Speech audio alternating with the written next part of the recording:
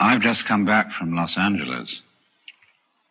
I was down there to meet with a group of rather important people, people in the movie industry, scientists and so on, who were considering calling a congress of the best minds in the world to meet in Los Angeles in the near future, to be a kind of planetary alarm conference. They wanted scientists and statesmen, religious leaders, and to do something to impress upon the world through all the media that we are in very serious danger of destroying the biosphere, that is to say, the whole envelope of living creatures which covers this planet, through pollution, overpopulation, nuclear fallout, poisoning of our food, and very lack of food. And we met to discuss the problem of organizing this conference, and here were all these brilliant people. And it came over us that we really didn't know what we ought to say. I mean, you can scream and create a state of panic, but that won't do any good. And when it came down to it, we didn't know what we ought to say because we really don't know what to do. Some things that we might do, for example, to increase the food supply with high-yield crops, may be ecological mistakes. And so the consensus of almost everybody at the meeting was that in some way or other, the human race has to learn how to leave the world alone and let what is called the natural homeostasis, that is, the self-balancing process of nature, take care of the mess. Now, how are we going to do that?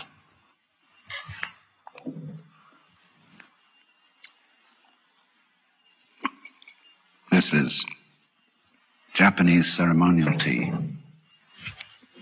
It's good on a cold day. See, our problem is we don't really know how to stop. We've got something started, and we see it's going in a wrong direction. And I think the difficulty is, to borrow an old Chinese saying, that when the wrong man uses the right means work in the wrong way. In other words, there's something wrong with the way we think. And while that is there, everything we do will be a mess. Now, what is it that's wrong? Now, as far as I can see, the basic mistake is that we've invented this wonderful system of language and calculation, and that it is at once too simple to deal with the complexity of the world, and also we are liable to confuse that system of symbols with the world itself, just as we confuse, say, money with wealth. A lot of people are in business to make money instead of wealth. When they make the money, they don't know what to do with it.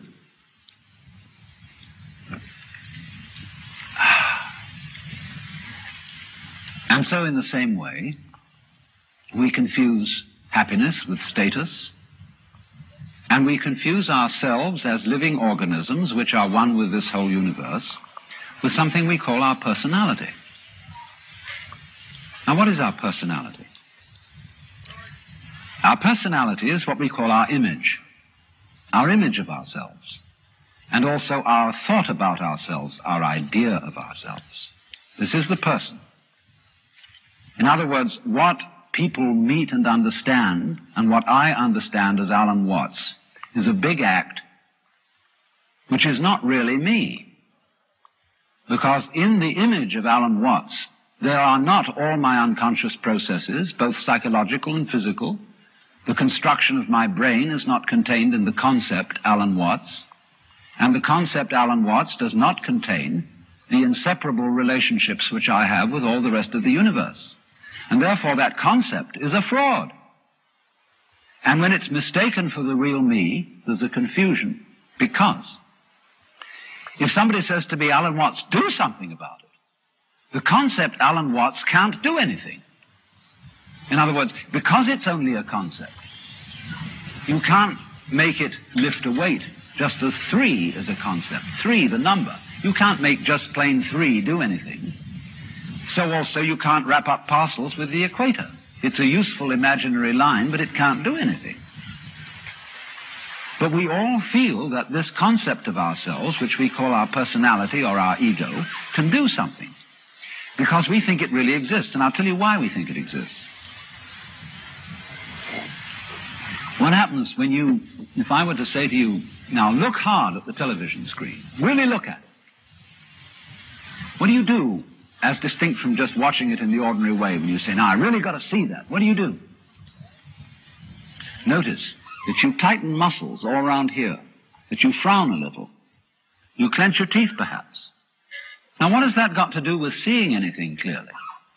It has absolutely nothing to do with it. Same thing when you listen carefully. Now listen, catch everything that's said, or you start tightening up around your ears. That has nothing to do with hearing clearly. Now from the moment we were little children, when teachers in class screamed at us, pay attention, we go tight in various ways. Either to see or hear more clearly, to concentrate, or to will something which is supposed to be difficult to do. And that constitutes a habitual tension over the whole body that's there almost all the time. And that feeling of unnecessary tension is, as it were, the material sensation upon which we fasten this concept of I. We hang it on to that feeling. The concept is not us. The feeling of tension is completely phony. It has nothing to do with success in seeing, hearing, or acting. And so we get the marriage of an illusion with a falsehood. And that we call ourselves. And no wonder we feel cut off from everything, alienated, frightened of life and death. So what has to happen is we have to come back to a sane view of our own life, which is the way we really are, an organism functioning in terms of the whole environment, with the whole environment, instead of this funny little separate personality. But how are we going to do that? People say, oh, you can't change human nature overnight. You're asking us to give up the ego. And that's the most difficult of all things to do.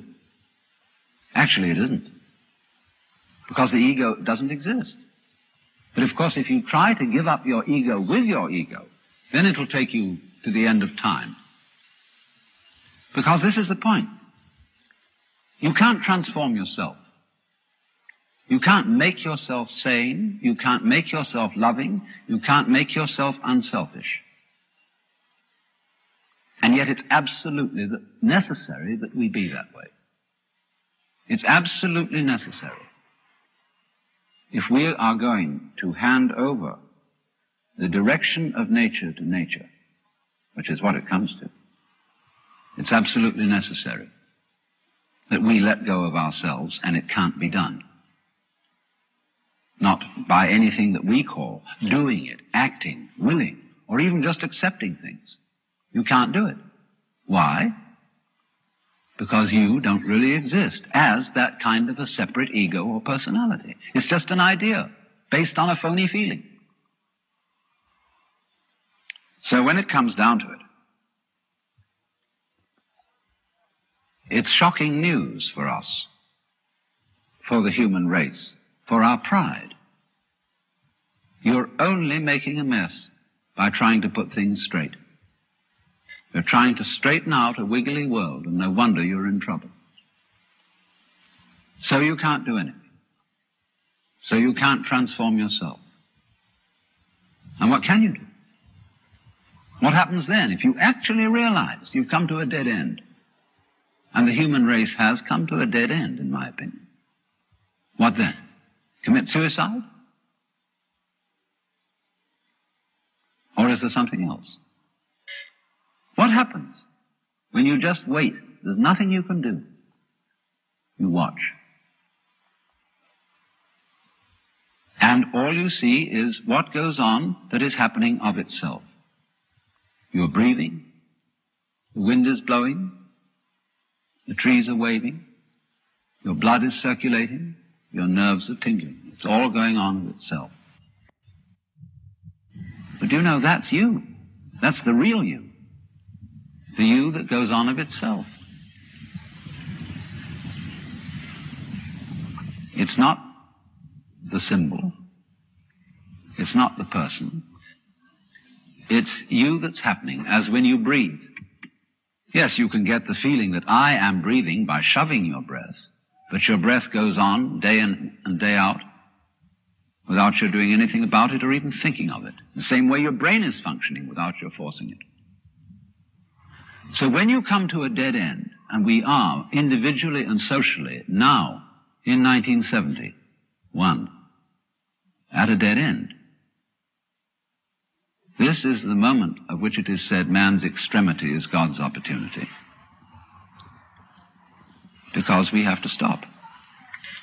And when we stop, we find a world that is happening rather than being done, being shoved. And that happening, as distinct from doing, is our fundamental self. And our fundamental self is not something just inside the skin. It's everything around us with which we connect. When you look out of your eyes at nature happening out there, you're looking at you. I'm not going to say what we should do from then on, but simply that before we think of doing anything in this critical situation, we realize the completely illusory nature of the beings that we think we are, and get back again to the beings that we really are, which includes all this outside world, no longer left outside.